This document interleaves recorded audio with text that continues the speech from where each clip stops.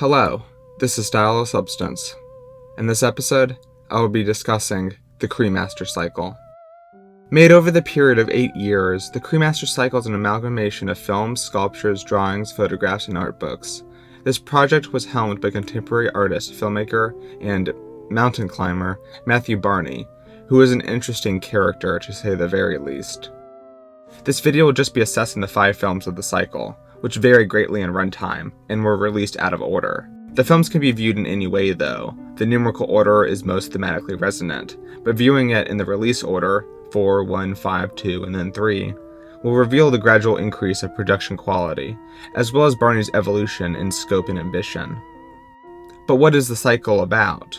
Well, balls mostly. The series has a lot of balls in it.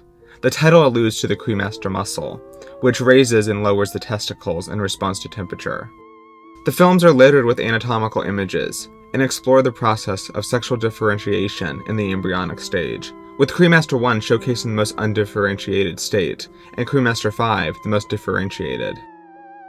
In Barney's universe of abstractions, either outcome is possible, which is why moments often seem contradictory to others with respect to symbolic motifs.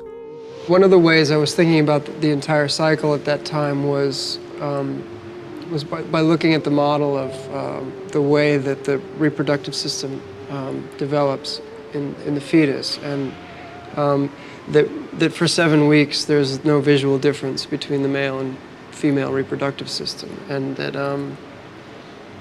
While Barney may aim to depict sexual potentiality and child development, there are many more things going on here to be analyzed. This brings me to my main thesis. Whether Barney intended it or not, the Cremaster Cycle is ostensibly about transitioning. By this I mean multiple things, and yes, that includes a transition of gender identity and biological sex. It also includes a transition of American politics and society into a more industrialized and consumerist culture. And as society transitions into a digital age, art undergoes its own transition. While I am sure Barney did intend some of my observational claims, I frankly do not care if I'm reading the films in ways he didn't intend. I don't care to spend thousands of dollars on some book he didn't even write that probably raises more questions than it answers. No, I value interpretative analysis. Art can mean whatever you want it to mean, so long as it can be supported by the text itself. So, let's run through the films as I apply my interpretation and voice my thoughts.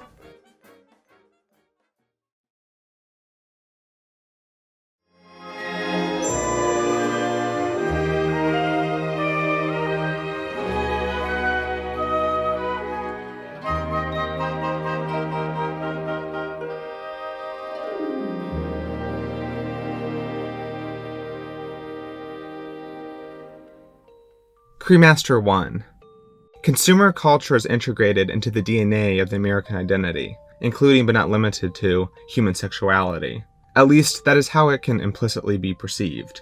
With Cremaster 1, Barney uses Goodyear blimps, as well as smaller Goodyear blimp balloons, to represent testicles. Traditional biological associations of masculinity, as well as company branding, floats over the stadium in the sky, overwhelming the passive human spirit. Female stewardesses work inside the blimps, standing and sitting in melancholic dissatisfaction by tables of grapes, while overseeing the stadium below. But what is perceived as male may not truly be male after all. Below the table is a young woman, tearing the literal fabric of the structure, allowing for the fruits of masculinity to drop below through the ionic holes. The grapes become artificial, computer-generated renderings, repurposed and rearranged into new shapes that the women in the stadium mimic. What is seen as artificial and fake becomes the new reality. I'm not sure how comfortable I am admitting how much I like this, but I just can't deny the strange hypnotism to the slow burn and repetitive images, whether or not they hold any amount of significance.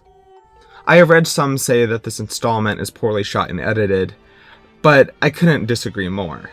It is almost shot like a televised event, for better or for worse, and all the excessive symbolism is just icing on the cake.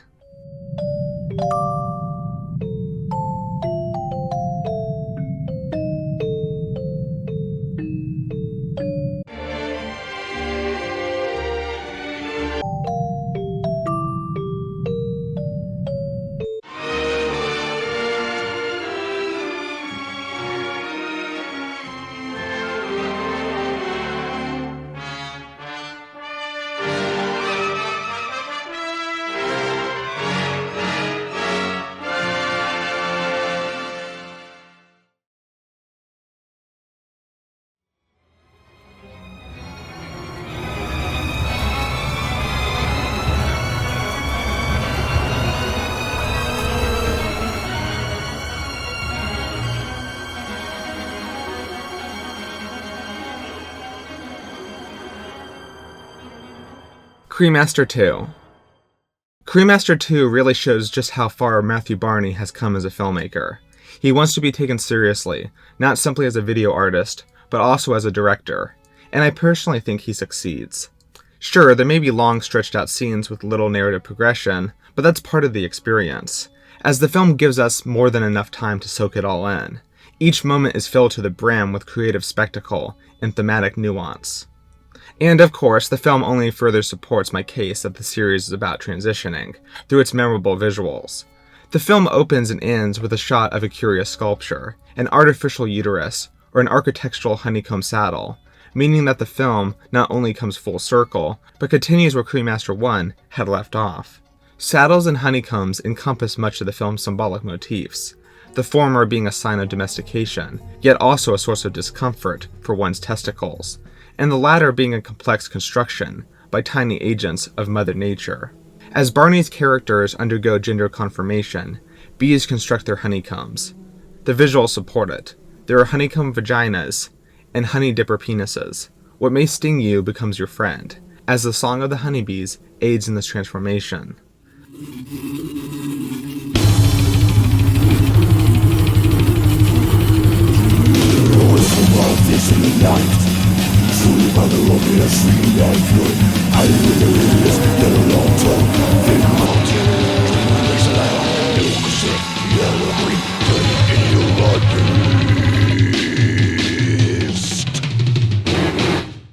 But the newly constructed genitals collapse, much to the character's melancholic frustration. Progress is made, but there is still more to be done. Crushing his testicles on a saddle, a man rides a bull, a testicular symbol itself, but dies alongside it, at an American rodeo. The United States has failed her men, effectively killing off what is thought to be the last semblance of masculinity. Something new must be constructed in its place, whether that be a new role for men in American society, or a change in individual identity. The film itself undergoes its own change, by transcending the documented reality and embracing a new, digitalized one. The completely CGI-rendered choir sings out, reflecting culture's step forward into the computer age. What were once thought of as real and objective truths become challenged. As Houdini says, a transformation has taken place. A real transformation does take place. This video is quite weird, but it has an incredible aesthetic design. Just by the opening title scene, I knew I was in for something unique. The film's use of sound mixing and its incorporation of music is quite captivating. It's hard to deny the visual artistry on display in every scene, even if you don't like its implications. Is the film for everyone? Probably not. It's probably not even for the majority of people who will watch it. But I will say this, Cremaster 2 was a completely rewarding experience for me.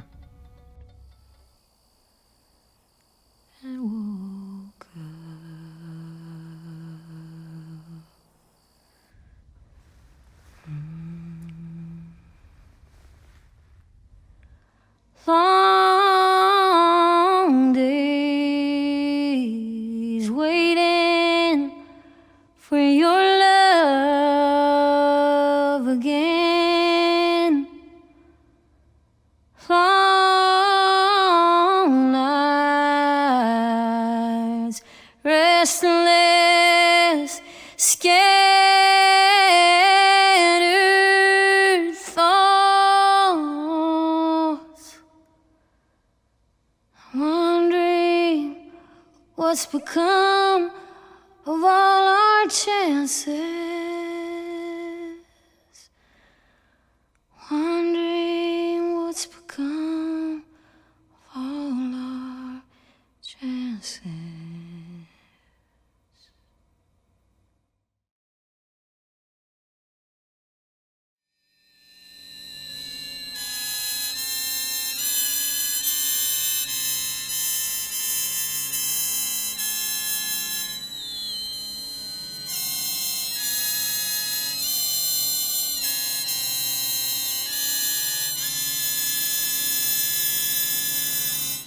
Cremaster 3.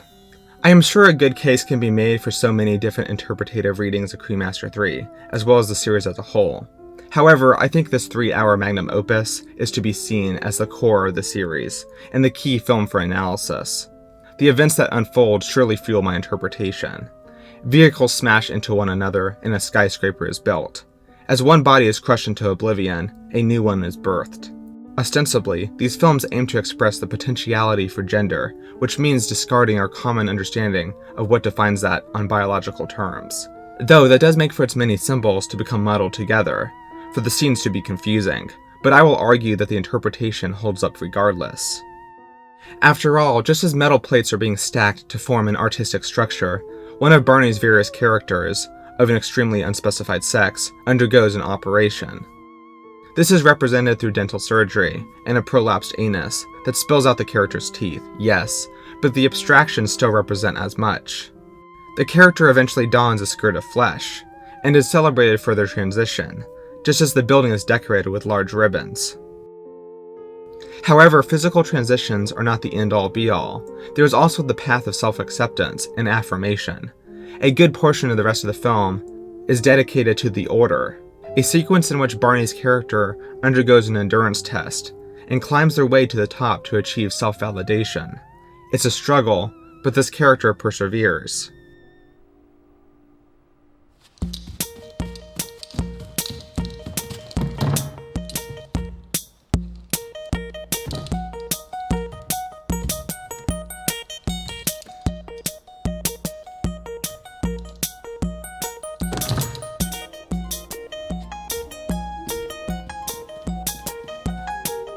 This takes us back to where the film begins, the Isle of Man. The infantile caveman, or elf, overcomes the giant. The individual overcomes the oppressive force that is their society.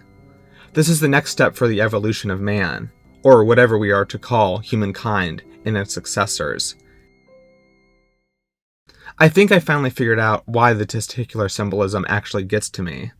It is interesting when it really comes down to it. What makes someone a man in the eyes of society, what has defined masculinity in social roles for so long, what has contributed to a traditional perspective of power, ultimately is held together by a hypersensitive body part, and any threat to it not only endangers the individual's health, but the social role that they embody. Through outstanding visual, set design, and sound editing, Barney successfully crafts the biggest artistic depiction of what essentially feels like, and appears to be, one long exercise in castration. Personally, I think this is an incredible, albeit inaccessible, piece of visual art. The older sequence is so riveting. The rest of the film works quite well too, and I was surprised just how consistently entertained I was despite the film's long duration. I think even those who would hate the other installments of the Cremaster Cycle could probably find something to enjoy out of this one.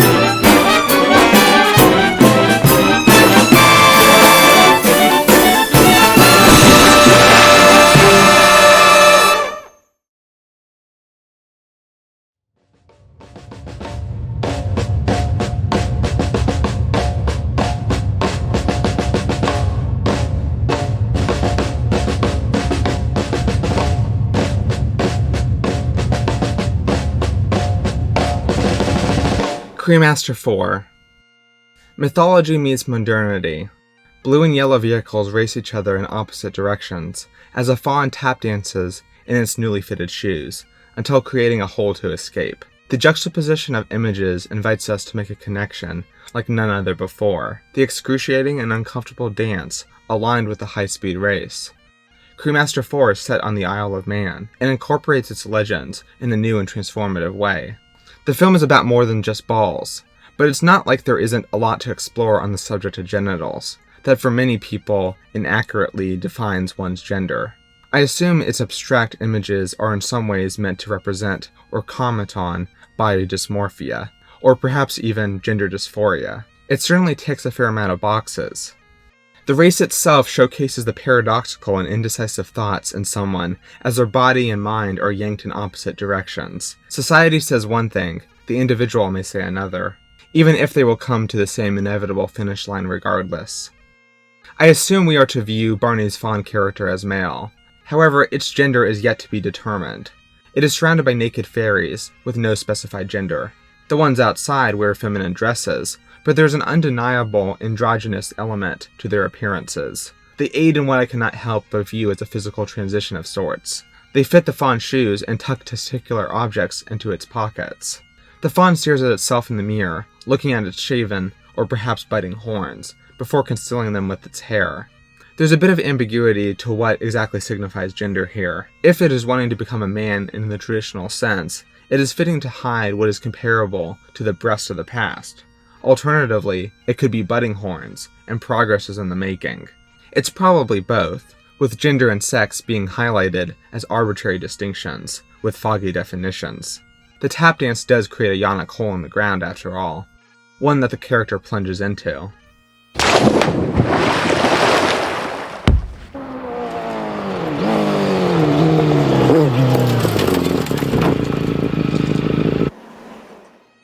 Barney establishes his pretension right away in this first film by literally going so far up his own ass.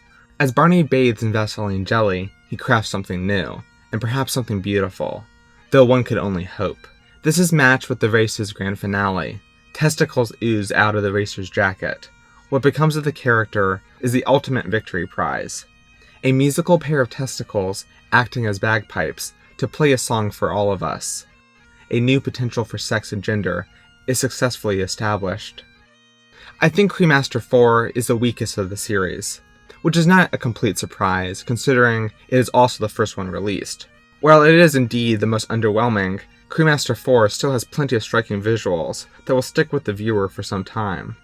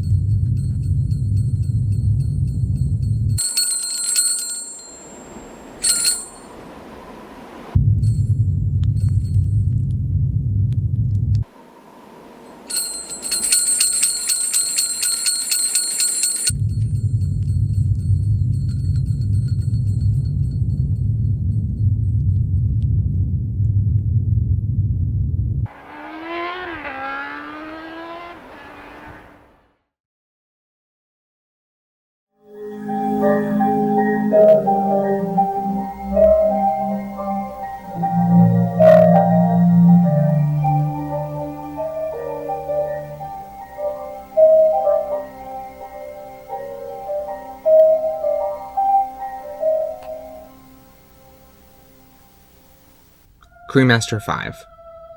Unfortunately, it is hard to judge the film's visual language, as it is difficult to come by it in decent quality. Yet what we ultimately have here is something aesthetically striking regardless. There's some vibrant symbolic imagery at play. I especially like the sequence with the sirens in the water. The camera moves in a rhythmic dance of sorts. The operatic music brings new insight into the series, closing the cycle in a calm manner, as if a final note in a song. I would love to see this on the big screen if I ever get the chance.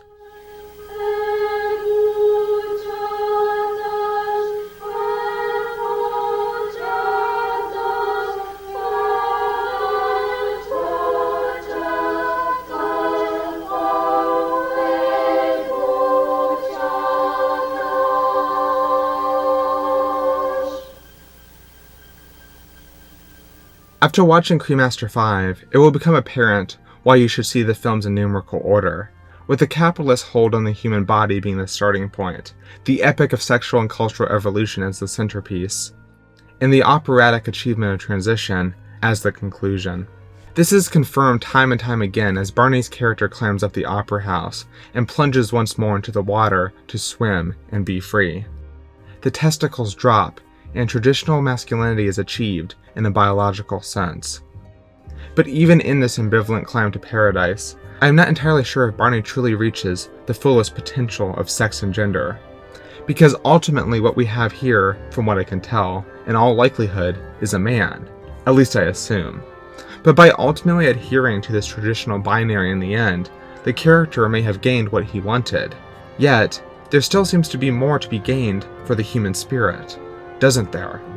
There's something bittersweet about the whole thing. But is this state of paradise what is truly desired?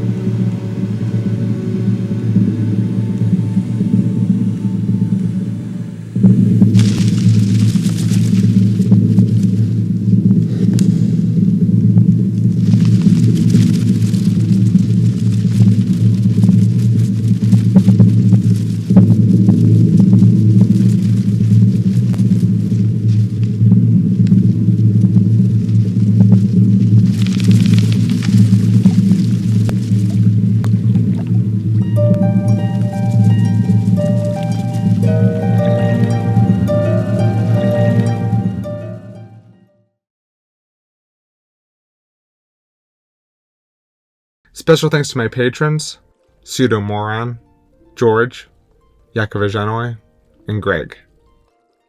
I hope you enjoyed this video as much as I enjoyed making it. If you like what I do, consider subscribing and sharing my work around. If you would like to financially support me, I do have a Patreon. Anything helps. Thank you. Bye-bye.